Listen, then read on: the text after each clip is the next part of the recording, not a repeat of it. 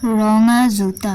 দুখীয়া ঘৰৰ এগৰাকী বৰ মৰম লগা শুৱনি আৰু সৰু ছোৱালী আছিল।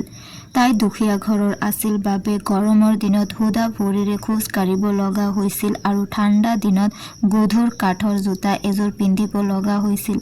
তেতিয়া তাইৰ ভৰিৰ ওপৰ পিঠি ৰঙা পৰি গৈছিল। সেই ছোৱালীজনীৰ নাম আছিল কাৰেণ। কাৰেণৰ বাবে গাঁৱৰ এজনী বুঢ়ী মুচিয়নীয়ে ৰঙা কাপোৰৰ জোতা চিলাইছিল। সেইযোৰ তাইৰ ভৰিত নাখাটিছিল যদিও তাই জোৰেৰে সুমুৱাই দি পিন্ধিছিল। পিছত তাই সাধাৰণ কাঠৰ তক্তাৰে সজা মাকৰ কফিনটোৰ পাছে পাছে খোজকাঢ়ি গৈছিল। তাই গৈ থকা ৰাস্তাৰে এখন ডাঙৰ বাহন আছিল। তাত আহিছিল এজনী বুঢ়ী। ছোৱালীজনীক তাইৰ পুতৈ জন্মিছিল আৰু তাই ছোৱালীজনীক লগত নিব বিচাৰিছিল। সৰু ছোৱালীজনীয়ে ভাবিছিল যে বুঢ়ীজনীয়ে তাই পিন্ধি থকা জোতাযোৰ লোভ কৰিছে, কিন্তু সেইটো নহয়। বুঢ়ীজনীয়ে তাই পিন্ধি থকা সেই কাপোৰৰ জোতাযোৰ পিছত পুৰি পেলাইছিল। পিছত বুঢ়ীজনীয়ে তাইক পিন্ধিবলৈ ভাল কাপোৰ, লেখা-পঢ়া কৰিবলৈ শিকোৱা আৰু কাপোৰ চিলাবলৈ শিকাইছিল। লোকে তাইক সাদৰী বুলি কৈছিল আৰু তাই ব্যৱহাৰ কৰা দাপোনখনে তাইক সাদৰী বোলাৰ লগতে সুন্দৰী বুলিও কৈছিল। এইবাৰ সেইখন দেশৰ ৰাণীয়ে কণমানি জীয়েকক লগত লৈ সেইফালে আহোঁতে খিৰিকীৰ কাষত বহি আহিছিল যাতে মানুহে তাইক দেখে। তাই ভৰিত মৰক্কো তৈয়াৰী ৰঙা জোতা এযোৰ পিন্ধি আহিছিল। বহুত মানুহৰ লগতে কাৰেণেও ৰাণীক দেখিছিল। তাই দেখিছিল যে তাই পিন্ধা ৰঙা জোতাযোৰতকৈ ৰাজকুমাৰী জোতাযোৰ অনেক গুণে ভাল। কাৰেণক খ্ৰীষ্ট ধৰ্মত দীক্ষিত কৰাৰ সময়ত বুঢ়ীজনীয়ে তাইক নতুন সাজ ভৰিত পিন্ধিবলৈ তাই ভালপোৱা ধৰণে ৰঙা জোতা এযোৰ কিনি দিছিল। বুঢ়ীয়ে জোতাযোৰৰ ৰং ৰঙা বুলি জনা নাছিল বাবেই কিনি দিছিল। তাই কিন্তু সেই ৰঙা ৰঙৰ জোতাযোৰ পিন্ধিয়ে গীৰ্জাঘৰলৈ গৈছিল। গীৰ্জাঘৰত সকলোৱে তাইৰ জোতাযোৰ ধুনীয়া বাবে চাইছিল। সেইলৈ তাইৰ গৰ্ব হ'ল। গীৰ্জাঘৰত বিভিন্ন ধৰণৰ ধৰ্মীয় কথা সম্পন্ন হ'ল যদিও সেইবোৰলৈ তাইৰ আকৰ্ষণ মুঠেই নাছিল। অনবৰতে তাইৰ মনৰ মাজত জোতাযোৰৰ ছবি। আবেলি পৰত যেতিয়া প্ৰত্যেকে কাৰেণে গীৰ্জাঘৰলৈ ৰঙা জোতা পিন্ধি যোৱা কথাটো ক'লে, তেতিয়া বুঢ়ীয়ে তাইক খং ভাৱেৰে ক'লে, আগলৈ তই ৰঙা জোতা পিন্ধি গীৰ্জাঘৰলৈ নাযাবি। পুৰণা হ'লেও ক'লা জোতাহে পিন্ধি যাবি।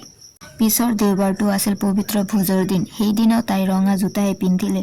বুঢ়ীয়ে সেইদিনা ধূলিময় পথেৰে কাৰেণক লগত লৈ গীৰ্জালৈ গ'ল। গীৰ্জাৰ দুৱাৰমুখত সিহঁতে এজন দীঘল দাঢ়ি থকা আৰু পেং লৈ থকা লেঙেৰা সৈনিক দেখিলে। সৈনিকজনে বুঢ়ীজনীক সেৱা জনাই তাইৰ জোতাযোৰ চাফা কৰি দিব বিচাৰিলে। পিছে কথাষাৰ শুনা মাত্ৰেই কাৰেণে তাইৰ দুয়োটা ভৰি আগবঢ়াই বুঢ়া সৈনিকজনে ক'লে, বাহ, চোৱাচোন চোৱা, এইযোৰ কেনে ধুনীয়া নাচোতে পিন্ধা জোতা। এই জোতাযোৰ নাচোতে তোমাৰ ভৰিত ভালকৈ খাপ খাব। সি জোতাযোৰ চাফ কৰি দিছিল। বুঢ়ীয়ে তাক কৈ পইচা মান ভিক্ষা দি কাৰেণৰ সৈতে গীৰ্জাত প্ৰৱেশ কৰিছিল। গীৰ্জাত কাৰেণে জোতাযোৰৰ গৰ্ব প্ৰাৰ্থনা কৰিবলৈ পাহৰি গৈছিল। গীৰ্জাৰ পৰা ওলাই আহি গাড়ীত উঠিব খোজোতে বুঢ়া সৈনিকটোৱে কাৰেণক পুনৰ একেখিনি কথা ক'লে। কাৰেণে নিজক নিয়ন্ত্ৰণ কৰিব নোৱাৰি নাচি দিছিল। তাইৰ সেই নাচ চলি আছিল। কচুৱানে তাইক জোৰকৈ ধৰি নি বাগিত তুলি দিছিল। ভিতৰতো তাইৰ ভৰি দুখন ক্ষান্ত নহ'ল। তাই ভৰি দুখনেৰে বুঢ়ীক জোৰেৰে গুৰিয়ায়। অৱশেষত জোতাযোৰ খুলি পেলোৱাতহে তাইৰ ভৰি দুখন ক্ষান্ত হয়। জোতাযোৰ বাৰান্দাৰ এচুকত থৈ তাই বহুপৰ জোতাযোৰ চাই আছিল। কিছুদিনৰ পিছত যেতিয়া বুঢ়ী টান নৰিয়াত পৰিছিল, তেতিয়া সকলোৱে বুঢ়ীৰ লগত ব্যস্ত হৈ পৰিছিল। সেই সময়ত নগৰত অনুষ্ঠিত হোৱা বল নাচত তাই বুঢ়ীক মৃত্যুৰ চজাত এৰি যোগদান কৰিছিল। নাচঘৰত সকলো ওলট পালট হৈছিল, কাৰণ জোতাযোৰে তাইৰ মতে নচা নাছিল। তাই নাচি নাচি কোন পলকত আলিবাটলৈ ওলাই গ'ল গমেই নাপালে। আলিবাটৰ পৰা নগৰৰ প্ৰৱেশদ্বাৰ আৰু তাৰ পাছত তাই অৰণ্যত সোমাল।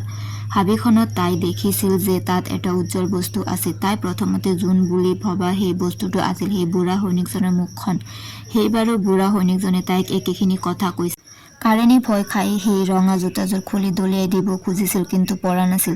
তাই টানোতে জোতাযোৰ ফাটি এৰাই গৈছিল। জোতাযোৰ দেহৰ ছালত টানকৈ লাগি ধৰিছিল। তাই নাচি নাচি গীৰ্জাৰ সন্মুখৰ খোলা দুৱাৰমুখৰ ওচৰলৈ যাওঁতে দেখিলে যে তাত এজন দেৱদূত। সেই দেৱদূতৰ মুখত খং উঠাৰ চিন আছিল আৰু তাৰ হাতত এখন চিকচিকীয়া তৰোৱাল আছিল। দেৱদূতজনে খঙৰ ভমকত ছোৱালীজনীৰ জীৰ্ণ দেহটোলৈ দেখুৱাই দি কৈছিল, তই অনবৰতে কেৱল নাচিয়ে থাকিব লাগিব। তাই দেৱদূতক ক'লে, মোক ক্ষমা কৰা, মই বহুত ভুগিলোঁ। পিছত দেৱদূতজনে কিবা কৈছিল যদিও তাই নুশুনিলে। পিছত তাই অনুভৱ কৰিলে যে তাইক সকলোৱে পৰিত্যাগ কৰিছে আৰু সৰগৰ দেৱদূতেও অভিশাপ দিছে। ইয়াৰ পিছতো তাই নাচিয়ে থাকিল। তাই নাচি নাচি এজন ঘাতক থকা ঘৰ তাত তাই দৰজাৰ টুকুৰিয়াই মাতিলে। ঘাতকজনে তাৰ নিজৰ পৰিচয় দি ক'লে, তুমি বোধহয় মই কোন নাজানা, মই বেয়া মানুহৰ শিৰচ্ছেদ কৰোঁ। তেতিয়া তাই ঘাতকক ক'লে, তুমি মোৰ শিৰচ্ছেদ নকৰিবা, তাতকৈ তুমি মোৰ ৰঙা জোতা থকা ভৰি দুখন কাটা, নহ'লে মই পাপ স্বীকাৰ কৰিব নোৱাৰিম।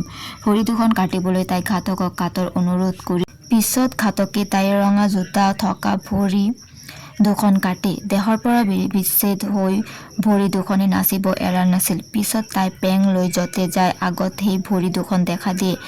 তাই আগতে কৰা পাপ কামৰ বাবে পৰম নিষ্ঠাৰে অনুশোচনা কৰিছে। পিছত কাৰণে ধৰ্মযাজকৰ ঘৰত লৈ লেগিৰি ৰূপত থাকি নিষ্ঠাৰে কাম কৰিব বিচাৰি ধৰ্মযাজকক আবেদন জনালে। ধৰ্মযাজকৰ পত্নীৰ পুতৰ উপশমত তাইক ঘৰলৈ লৈ যায়। তাই এতিয়া ধৰ্মযাজকৰ ঘৰত ধৰ্ম পালনত ব্যস্ত। লাহে লাহে তাই গীৰ্জাঘৰলৈ যাব পৰা হ'ল। পূৰ্বৰ দৰে তাই গীৰ্জাঘৰত গ'ল আৰু তাই প্ৰভুক ক'লে, হে প্ৰভু, মোক পৰিত্ৰাণ কৰা।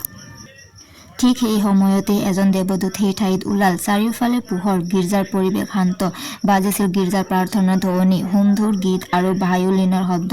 সকলোৱে উপলব্ধি কৰিলে যে আজিৰ পৰিৱেশ অন্য ৰূপৰ।